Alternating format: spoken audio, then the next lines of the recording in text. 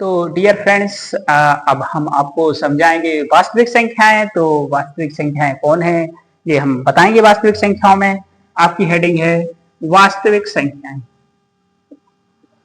तो dear friends, वास्तविक संख्याएं क्या है, रियल नंबर क्या है?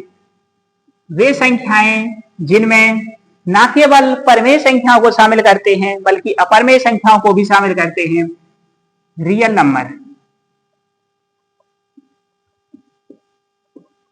यानी कि परमेय और अपरमेय, जो परिमेय संख्याएं हैं, परमेय संख्या और अपरमेय संख्या,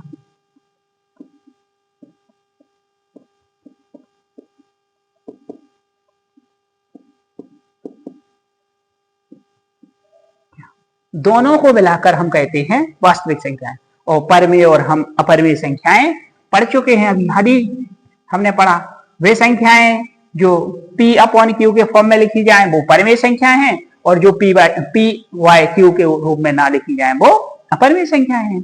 तो वास्तविक संख्याओं को आप समझ चुके हैं, जो परमेय और अपरमेय को मिला के बनती हैं वास्तविक संख्याएं।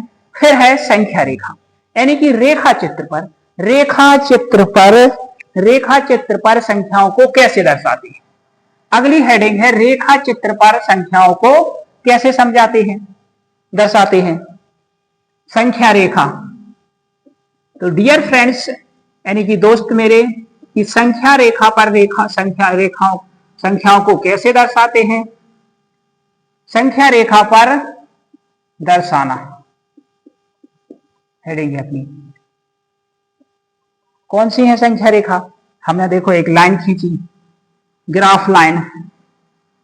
यहां हमने 0 लिखा, यहां 1 लिखा, 2 लिखा, 3 लिखा, 4 लिखा।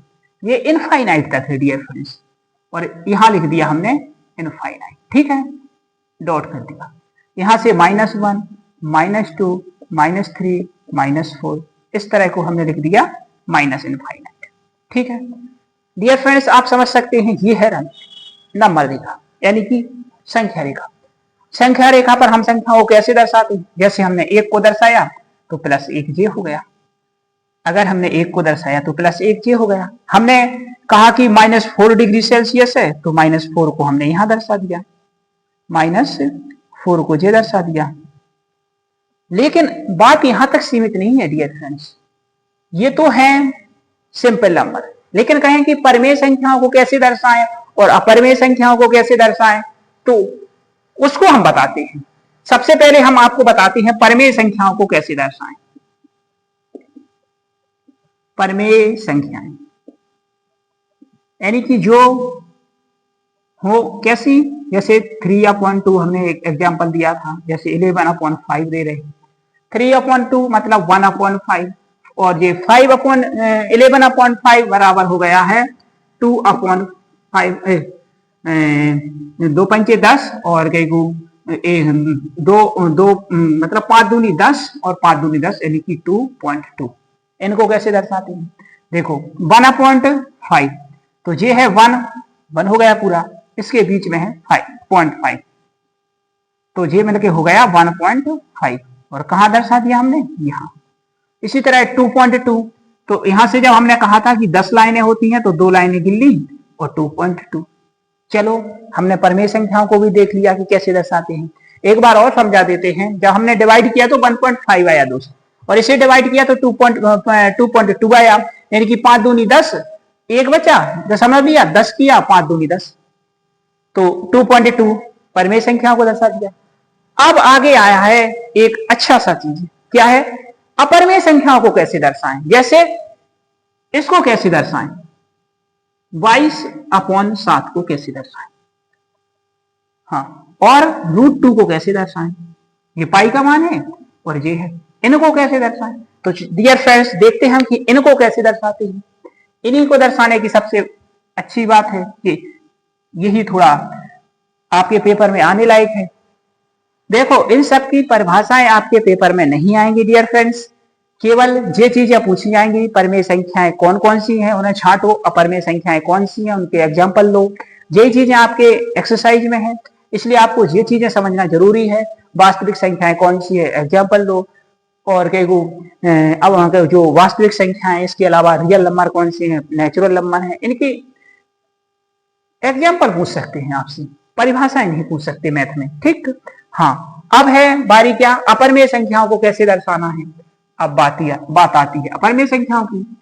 हेडिंग आप मैं उम्मीद करता हूं कि आप लिखते जा रहे होंगे, लिखते जा रहे होंगे आप। तो आप √2 को कैसे दर्शाएं वो देखो। आप √2 देखो, सबसे पहले आपने क्या काम किया, आपने एक स्केल लिया, स्केल को रख के आपने इसे खींचा, ठीक है। फिर आपने क्या किया, 1 सेंटीमीटर दूरी पर आपने एक बिंदु लिख दिया। यहां हमने क्या लिख दिया, डी लिख दिया, इसको मानते हैं डी, ठीक।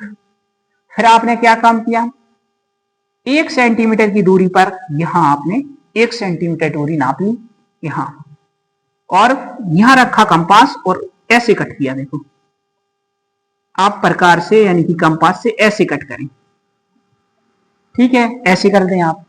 फिर आपने क्या काम किया, ये है 1 सेंटीमीटर की डिस्टेंस, और ये तो ऑलरेडी 1 सेंटीमीटर की डिस्टेंस है, और इसको ऐसे मिला दें तो ये दूरी है, ये बनेगी कितनी, √2।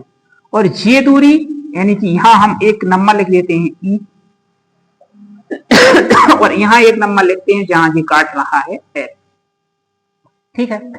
ये दूरी और ये दूरी, ये दोनों दूरी सेम होगी। जैसे ओ ई बराबर होगा EF बराबर √2। अब आप कहोगे कि √2 कहां से आया सर, आपको क्वेश्चन पूछना चाहिए। तो √2 कहां से आया, कैसे निकाला जी, क्यों बन गया, तो हम आगे इसको आपको समझाते हैं। इसके लिए दोस्तों आपको पाइथागोरस प्रमेय समझना होगा। आपके चैप्टर में पाइथागोरस प्रमेय के बारे में दिया है, और उसको समझना बहुत जरूरी है मेरे डियर फ्रेंड्स। तो पाइथागोरस प्रमेय को हम समझने के लिए पहले स्पेस बनाते हैं, इसको हम यहां लिखते हैं, जो अपनी संख्या निकल के आई वहां लिखते हैं, OE बराबर EF बराबर √2। अब ये √2 कैसे आया इसे समझते हैं, पाइथागोरस प्रमेय को यहां समझते हैं। पाइथागोरस प्रमेय जिसे इंग्लिश में हम कहते हैं पाइथागोरस सेक्ट, ठीक है। इसमें आपको 2-3 चीजें समझना जरूरी है कि ये क्या है, समकोण त्रिभुज। समकोण त्रिभुज आपको समझना है कि ट्रायंगल, जो आप कक्षा 8 में पढ़ के आए हैं, जैसे समकोण त्रिभुज है, समद्विबाहु त्रिभुज है, समबाहु त्रिभुज है, ये सारे त्रिभुज हैं, तो इनके बारे में आपको पढ़ के आए हैं आप। तो समकोण त्रिभुज में आपको इतना तो पता ही होगा कि ये इसका एक कोण 90 डिग्री होता है, ठीक है। इसकी सबसे बड़ी भुजा को हाइपोटेनस कहते हैं, यानी कि कर्ण, हाइपोटेनस यानी कि कर्ण। दूसरी भुजा को हम कहते हैं क्या, परपेंडिकुलर,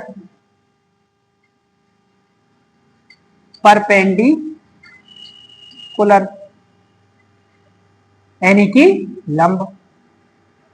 और तीसरी भुजा को हमने इसे बी नाम दिया, इसे सी नाम दिया, इसे डी नाम, इसको कहते हैं बेस, यानी कि आधार। अगर कुछ चीज समझ में ना आए डियर फ्रेंड्स, तो आप कमेंट में लिख दें, हम अगले लेक्चर में उस चीज को उसको ऐड कर लेंगे, ठीक है। तो एक फॉर्मूला बनता है जिसको कहते हैं हम हाइपोटेनस का स्क्वायर बराबर परपेंडिकुलर का स्क्वायर प्लस बेस का स्क्वायर। आप देख लें कि हाइपोटेनस यानी कि कर्ण का स्क्वायर, परपेंडिकुलर यानी कि लंब का स्क्वायर, और बेस यानी कि आधार का स्क्वायर। परपेंडिकुलर कैसे डिसाइड होता है ये भी बता दें।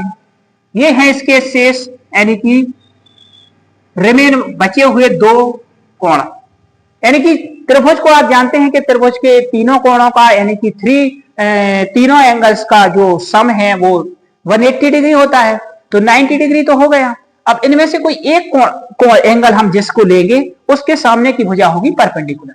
जैसे हमने इसको नहीं लिया, इसको लिया तो इसके सामने की जे साइड हमने मान ली परपेंडिकुलर, और जे साइड मान ली हमने बेस। इसी प्रकार को हमने मानते हुए जे बेस है, ये परपेंडिकुलर। अब आ जाओ इस ट्रायंगल को रखो इस पे, आपको कुछ सिमिलरिटी दिखे? बिल्कुल दिखेगी नहीं डियर फ्रेंड्स। तो देखो ये है हाइपोटेनस जो हमें निकालना है, और ये हमने माना क्या परपेंडिकुलर। इसका मान हमने पहले ही हमने स्केल से 1 सेंटीमीटर का एक हमने आर्क लगाया था, चाप जिसे कहते हैं, तो 1 का स्क्वायर प्लस, और ये 1 सेंटीमीटर तो है ही, आपने देखा है कि यहां से यहां तक 1 सेंटीमीटर और यहां से 2 सेंटीमीटर, तो 1 का स्क्वायर, हाइपोटेनस का स्क्वायर, 1 का स्क्वायर होगा 1 और 1 का स्क्वायर होगा 1 और 1 और 1 हो गए 2, और यहां हाइपोटेनस का स्क्वायर। अब इस स्क्वायर को हटाना होगा, तो इस तरफ क्या करना होगा, रूट लगा दिया, इस स्क्वायर की जगह हट गया। अब आपको पता चल गया कि रूट 2 कहां से आया। ठीक है, अब आप कहो कि नहीं सर हमें तो रूट 2 नहीं, हमें तो रूट 3 दिखाओ, आप रूट 3 दिखाओ। तो चलो आप हम रूट 3 के बारे में बताते हैं, इसको थोड़ा साफ करते हैं, फिर से समझाते हैं आपको। रूट 3, रूट 2 के आगे हम बनाएंगे रूट 3। रूट 3 देखो, रूट 3 भी एक अपरिमेय संख्या है, इसका भी मान निश्चित नहीं है।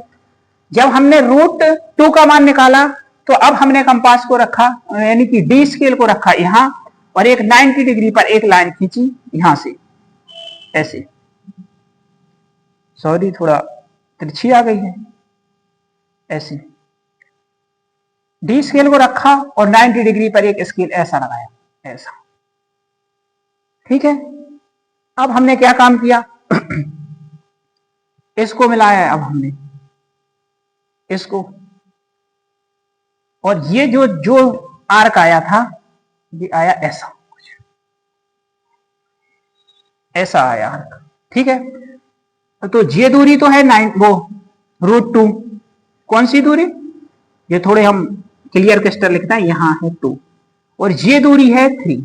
अब ये कैसे आई वो हम आपको समझाते हैं, और यहाँ कौन कौन सी चीज बराबर होगी वो भी बताते हैं। ओ, अब यहां लिख लेते हैं हम क्या, जी, यहां लिख लेते हैं हम क्या, आई लिख लेते हैं, चलो ये एच लिख लेते हैं।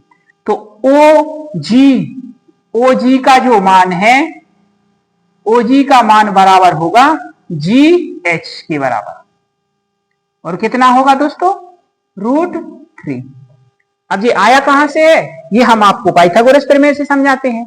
हमने जो बताया था देखो परपेंडिकुलर, अब हमने देखो 90 डिग्री का कोण ये है, अगर हमने इस कोण को लिया, इस एंगल को, तो परपेंडिकुलर हुआ है ए, और हमने कितने सेंटीमीटर का चाप लगाया था, 1 सेंटीमीटर का, तो हमने यहां क्या भर दिया, परपेंडिकुलर की जगह भरा 1 सेंटीमीटर, ये भर दिया।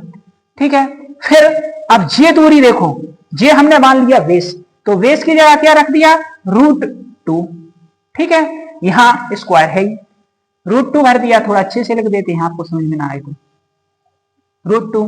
फिर हमने कहा काम किया कि एक का वर्ग तो एक ही होता है भाई साहब, और इसके ऊपर वर्ग लिखा तो रूट हट गया, 2 हो गया, दोनों मिलके कितने हो गए, 3, और ये स्क्वायर को हटाने के लिए हमने इसको स्क्वायर रूट कर दिया, और ये स्क्वायर हट गया। अब समझ गए आपके रूट 3 कहां से आया। एक बार और समझाते हैं, हमने क्या किया, यहां डी स्केल को रखा और 1 सेंटीमीटर का चाप लगा दिया, ये छोटा सा चाप दिख रहा है ना 1 सेंटीमीटर, आप कहेंगे बिल्कुल लगा दिया।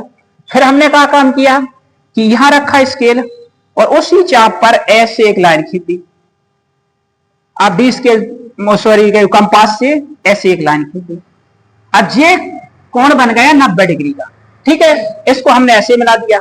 अब ये दूरी यानी कि OG बराबर हो गए OH की, OG बराबर OH, और ये मान है रूट 3। रूट 3 कहां से आया ये बताया हमने, यहां रख दिया क्या, रूट 2 हमारा बेस है, हमने बेस की जगह रख दिया। परपेंडिकुलर है ये दूरी यहां से यहां तक जो 1 सेंटीमीटर है, 1 सेंटीमीटर जो हमने यहां रख दिया और इसको सॉल्व कर दिया। अब आपको समझ में आया डियर फ्रेंड्स। हाँ, मुझे लगता है कि अब आप समझ चुके होंगे, इससे बहुत ही क्लियर क्रिस्टल है ये सब। हाँ, अब हम आगे हमें क्या पढ़ना है, आगे हमारी संख्याएं हैं, आगे हमारी जो नंबर हेडिंग्स है उसको पढ़ना है। दशमलव का एक्सपेंशन ऑफ डेसिमल। तो आगे हमारा जो है हेडिंग है उसको कहते हैं एक्सपेंशन, डेसिमल एक्सपेंशन यानी कि दशमलव का प्रसार। तो आप धैर्य बना के रखें और शांतिपूर्वक पढ़ें, और जो चीज एक्स्ट्रा लगे आप उसे स्किप करते जाएं, और जो चीज आपको समझ में आ रही है उसको बढ़िया ध्यान से पढ़ें, एकांत में बैठें और पढ़ते जाएं।